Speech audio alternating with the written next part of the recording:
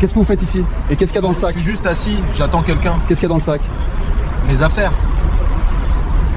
C'est drôle, c'est toujours le même profil, assis si près d'une banque avec un sac. C'est-à-dire... Ne faites pas l'innocent, des gens comme vous restent pas devant une banque comme ça, sauf s'ils préparent quelque Moi, chose. je prépare rien. La bodycam ne s'ouvre pas sur des cris, elle commence par le silence. La lumière de midi qui accroche les tours de verre du quartier financier, la circulation qui avance en vagues lentes et régulières, les piétons qui traversent au vert, les portes d'entrée d'une grande banque fédérale qui coulisse, s'ouvrent et se ferment toutes les quelques secondes.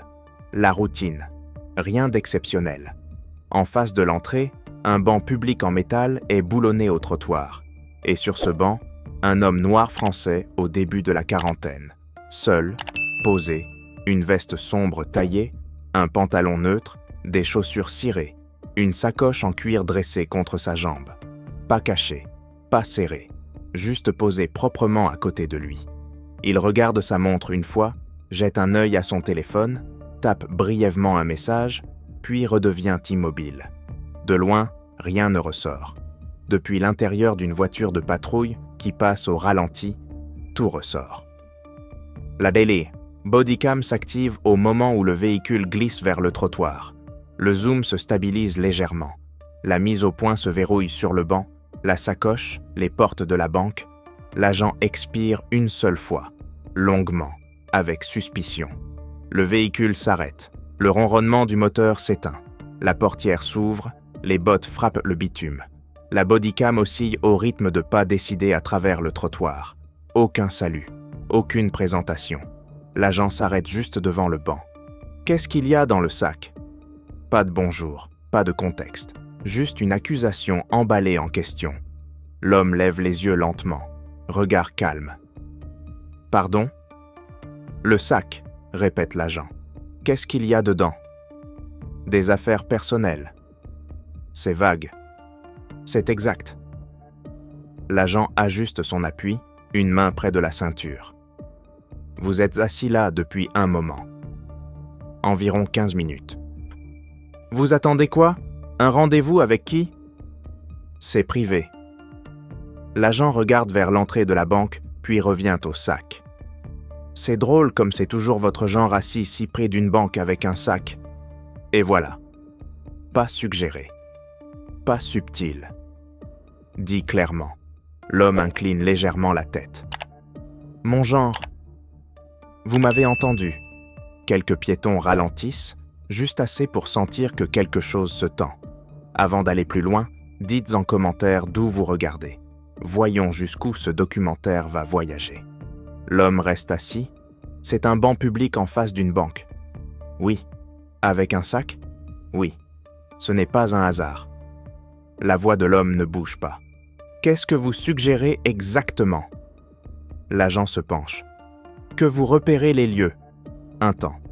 Non. Alors pourquoi ici? Parce que c'est public.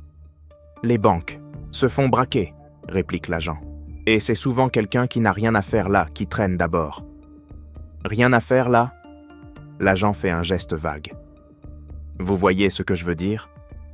Non, répond l'homme. Expliquez. La mâchoire de l'agent se serre. Vous, les gens comme vous faites toujours semblant de ne pas comprendre. Je ne fais pas semblant. Je vous demande de clarifier. Levez-vous. Pour quel motif? Levez-vous. L'homme se lève lentement, main visible. Le sac reste sur le banc. Plusieurs personnes regardent ouvertement maintenant.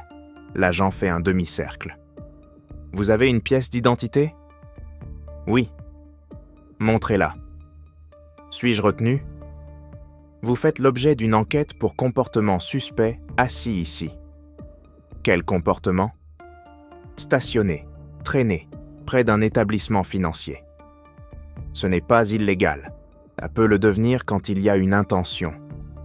Et quelle intention avez-vous observée? L'agent pointe le sac. Qu'est-ce qu'il y a dedans? Une arme, des gants, un masque? Non.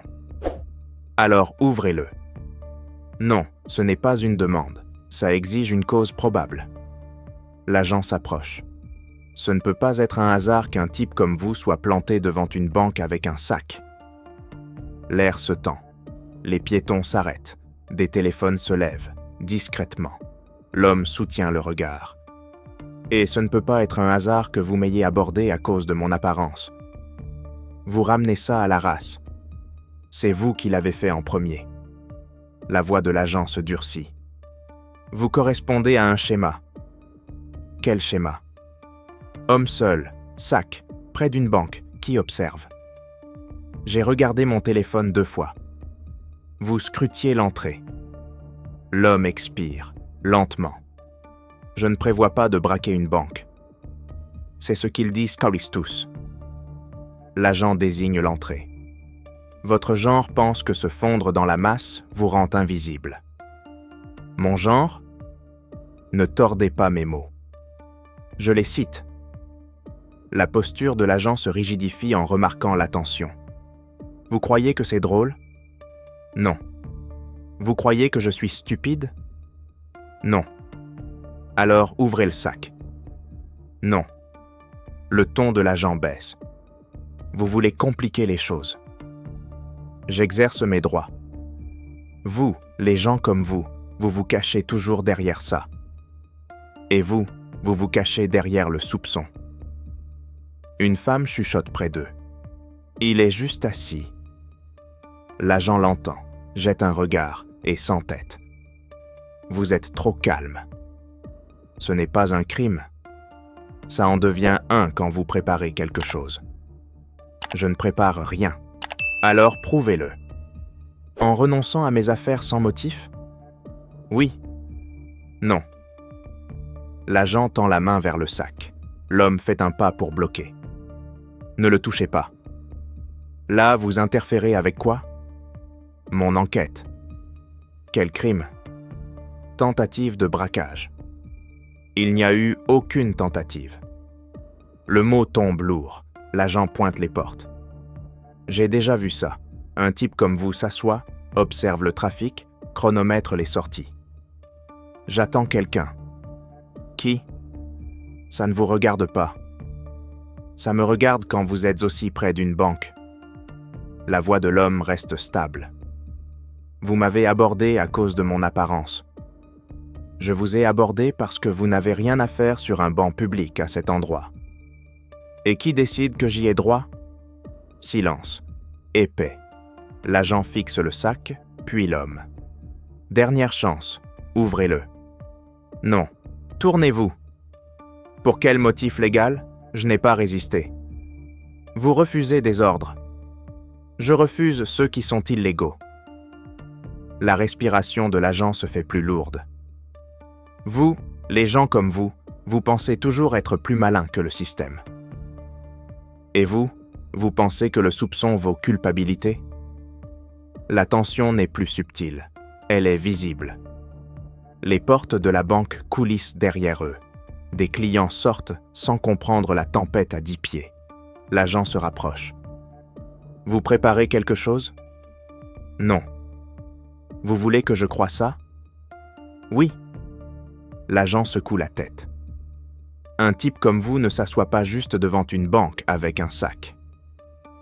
L'homme tient bon. Et un type comme vous n'accuse pas sans preuve. La bodycam capture chaque mot, chaque supposition, chaque escalade. Parce que ce que l'agent croit empêcher n'existe pas. Et ce qu'il ne sait pas, c'est que l'homme qu'il profile comme braqueur potentiel n'observe pas la banque. Il fait de la surveillance, mais pas celle que l'agent imagine. Et cette confrontation va basculer d'une façon qui fera de ce trottoir le centre de quelque chose de bien plus grand qu'un sac sur un banc. La main de l'agent flotte encore près du sac. « Tournez-vous », répète-t-il. L'homme ne bouge pas. Je ne me tourne pas sans motif. Il y a un motif. Lequel? Vous êtes assis devant une banque avec un sac et vous avez l'air sur le point de faire quelque chose. Ce n'est pas un motif, c'est une imagination. La mâchoire de l'agent se serre. Vous appelez ça de l'imagination? Vous croyez que je ne sais pas comment ça marche? Comment quoi marche? Vous vous asseyez, vous attendez, vous jouez le calme, puis vous bougez. L'expression de l'homme reste neutre. Vous racontez un crime qui n'a pas eu lieu. L'agent se penche. Parce que je l'empêche. Qui? Vous. Des piétons ralentissent encore. Un couple près du passage piéton fait semblant de regarder un plan, tout en écoutant. L'agent le remarque et durcit le ton. Vous, les gens comme vous jouez toujours l'innocence quand on vous prend tôt. Pris à faire quoi? À planifier. Planifier quoi? Un braquage. Le mot tombe, lourd. Je ne planifie rien. C'est ce qu'ils disent d'Auger tous. L'agent pointe la banque. Quartier financier, midi, vous croyez que c'est au hasard? Oui. Non. La voix de l'homme reste calme. Vous n'avez pas le droit d'inventer une intention. Je n'invente rien, je la vois. Qu'est-ce que vous voyez exactement? Un gars qui ne colle pas à ce quartier, assis trop près, à regarder les portes. J'ai regardé mon téléphone. Vous scrutez l'entrée. J'ai cligné des yeux. L'agent ricane. Vous vous croyez malin? Non, je pense que vous avez tort. Ça touche quelque chose. Vous, les gens comme vous pensez toujours être plus malin que le système. Et vous pensez que le système vous autorise à supposer. L'agent se rapproche encore. Ils sont à un pied l'un de l'autre. Ouvrez le sac. Non. Vous refusez un ordre légal? Je refuse un ordre illégal.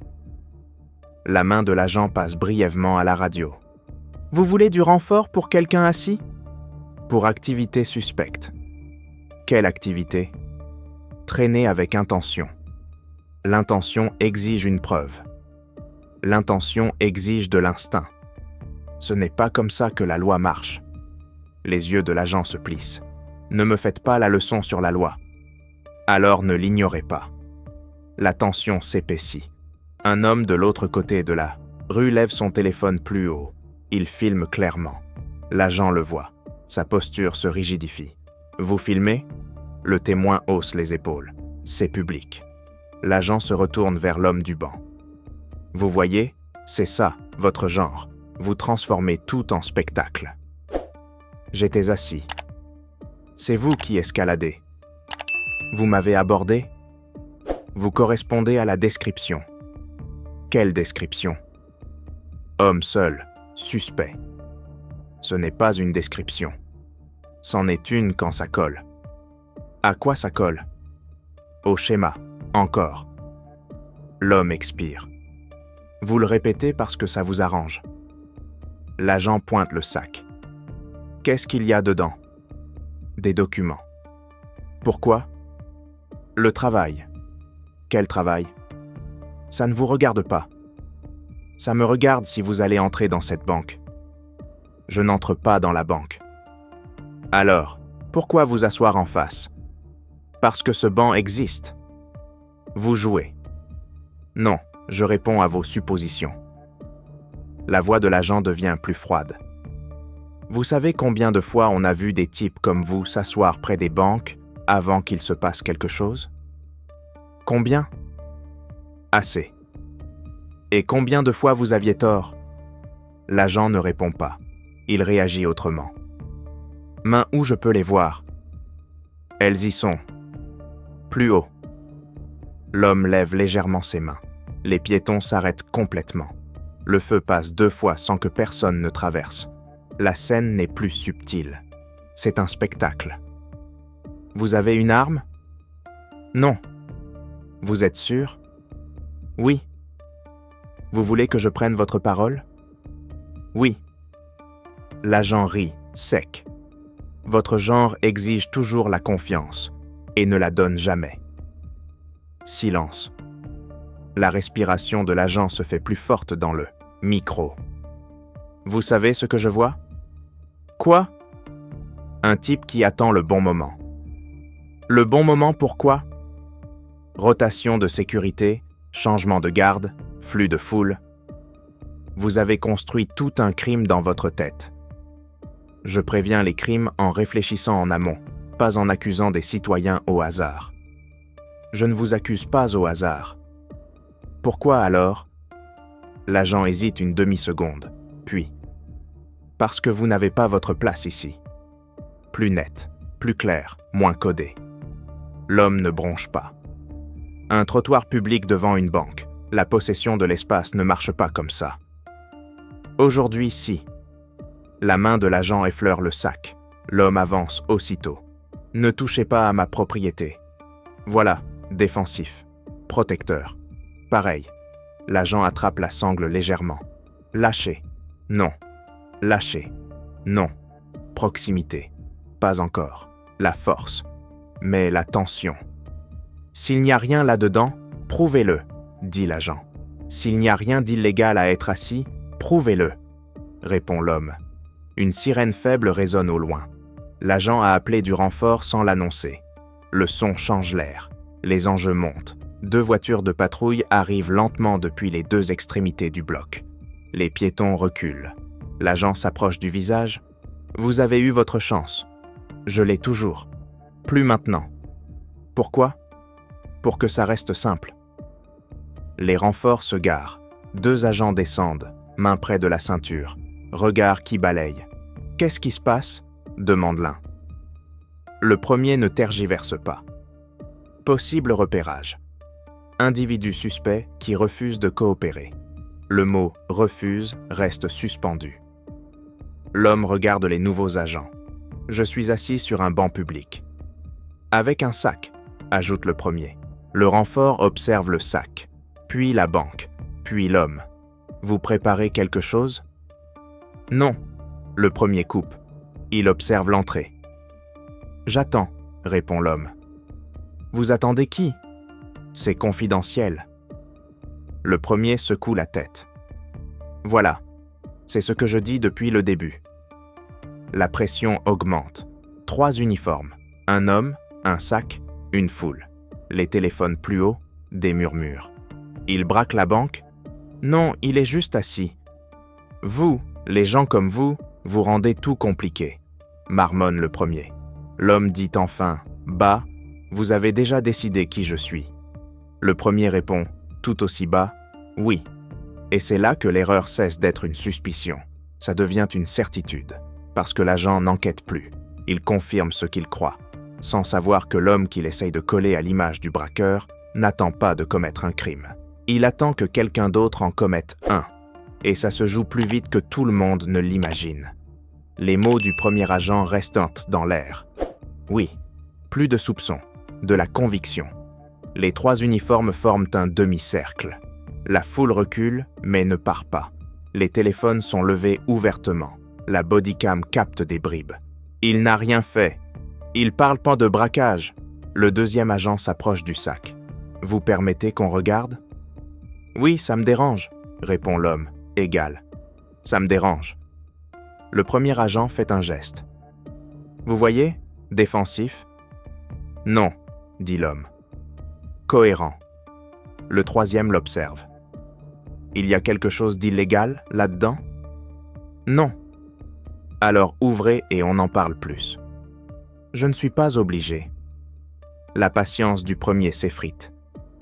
Vous croyez que c'est un jeu ? Non. Vous croyez que je vous profile ? Oui. Le mot tombe net. Le deuxième se décale. Sur quoi vous vous basez ? Sur le fait qu'être assis sur un banc public avec un sac est devenu tentative de braquage au moment où j'ai existé dans cet espace. Le premier ricane. Vous existez de façon suspecte. Ce n'est pas un crime. Ça en est un quand vous n'avez pas votre place. Encore. Votre place. Le troisième jette un œil aux portes. Dispatch n'a rien signalé d'actif, dit-il, bas. Le premier répond sans le regarder. Parce que je l'empêche. L'homme examine les 3 agents. Vous avez appelé du renfort parce que je ne vous ai pas abandonné ma propriété. Vous avez attiré l'attention, réplique le premier. J'étais assis. Vous observiez. J'attendais. J'attendais quoi ? Demande le deuxième. L'homme marque un bref silence, juste assez pour les mettre mal à l'aise. De voir si les bonnes personnes sont en place. Le premier plisse les yeux. Les bonnes personnes, pourquoi? Pour ce qui va arriver. Les mots changent l'air. Le deuxième se raidit. Qu'est-ce qui va arriver? L'homme ne rompt pas le regard. Ça dépend. Ça dépend de quoi? De si cette scène s'escalade encore. Le premier s'avance. C'est une menace? Non. Alors c'est quoi? Une constatation. Le troisième se penche vers le premier. Ça devient bizarre. L'homme bouge enfin sa main, lentement, pas vers le sac, vers sa poche intérieure. Les trois se tendent. Ne bougez pas, claque le premier. L'homme s'immobilise. Je récupère une pièce d'identité. Vous aviez votre chance plus tôt. Vous ne m'avez pas demandé celle-là. Le deuxième fronce les sourcils. Ça veut dire quoi? L'homme reste immobile. Vous m'avez accusé de planifier un braquage. Sikroius. Oui. Vous avez appelé du renfort. Oui. Vous avez annoncé tentative de braquage dans votre radio. Silence. La mâchoire du premier se serre. Vous repériez une institution financière. Non, dit l'homme calmement. Je la surveillais. Pourquoi? Demande le troisième. Les yeux de l'homme glissent brièvement au-delà d'eux, vers une berline sombre, garée à un demi-bloc. Moteur au ralenti, puis il revient. Pour des comportements. La voix du premier se durcit.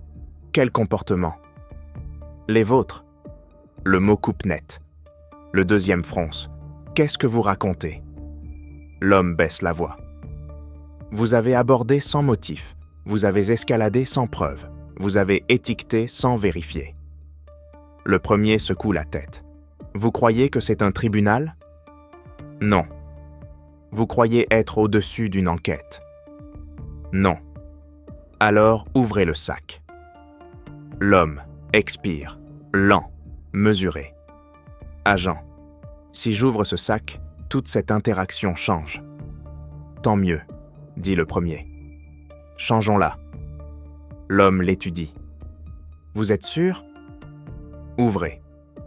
Un temps. La foule retient son souffle. L'homme se baisse légèrement et ouvre la fermeture de la sacoche, lentement. Les agents se penchent, réflexes. L'angle de la bodycam s'abaisse. À l'intérieur, pas d'armes, pas de gants, pas de masque. Un dossier scellé, une petite radio chiffrée, un enregistreur numérique compact et un portefeuille d'identification en cuir sombre. Le premier agent fronce les sourcils. C'est quoi ça? L'homme prend le portefeuille doucement et l'ouvre.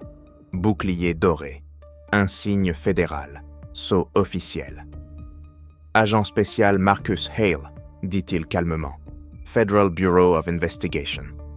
Le silence explose, pas bruyant, total. Le deuxième cligne, le troisième recule d'un demi-pas. Le premier ne bouge pas. C'est pas drôle, dit-il. Ce n'est pas une blague. Vous pensez que je vais croire ça? L'homme tient le badge. Vérifiez. Le deuxième saisit sa radio immédiatement. Dispatch, pouvez-vous confirmer un agent du FBI, Marcus Hale, numéro de badge? Hale le donne sans hésiter. Quelques secondes. La foule ne comprend pas encore, mais elle sent le basculement. Le premier agent se modifie subtilement. Moins agressif, plus calculateur. La radio grésille. Unité sur place. Confirmation reçue. Agent spécial Marcus Hale, affecté à la Federal Financial Crimes Task Force. Statut Undercover, actif. Les mots tombent comme une gravité. Undercover, actif. Le troisième recule franchement. Le deuxième baisse la radio. Le premier fixe le badge. Puis Hale. Vous êtes undercover? Demande-t-il. Bas. Oui. Pourquoi? Surveillance liée à une activité financière coordonnée dans ce district. La gorge de l'agent se serre. Et vous étiez assis pour surveiller. Oui. Hale le regarde. Vous pensiez que je préparais un braquage? Le premier ne dit rien. Vous avez inventé une intention à partir d'une proximité. Silence. Vous avez escaladé à partir d'une supposition. Silence. La foule sent que ça a basculé. Les téléphones restent levés, les murmures s'étendent. Qu'est-ce qui se passe? Il est FBI? Le premier agent parle enfin. Vous auriez pu le dire. Le regard de Hale se durcit légèrement. Vous ne m'avez pas laissé la place. Vous m'avez abordé avec une accusation, pas une question.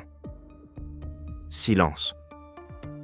Vous m'avez cadré comme suspect avant de me cadrer comme citoyen. Ça frappe parce que c'est factuel. Le deuxième agent se racle la gorge. Monsieur, on ne savait pas? C'est le point, répond Hale calmement.